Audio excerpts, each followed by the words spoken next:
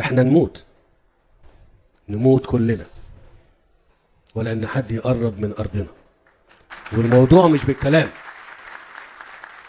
اسمعوا، مفيش اي تهديد خارجي تخافوا منه.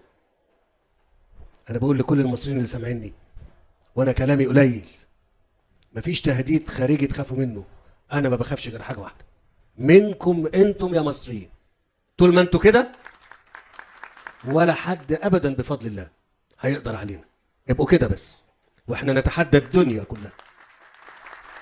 ايوه نتحدى الدنيا كلها. ليه نتحدى الدنيا كلها؟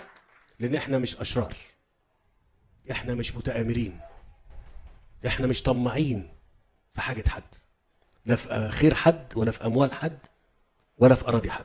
احنا طمعانين في كرم ربنا وفي جهدنا، في كرم ربنا يساعدنا ان احنا نبني ونعمر، وهنفضل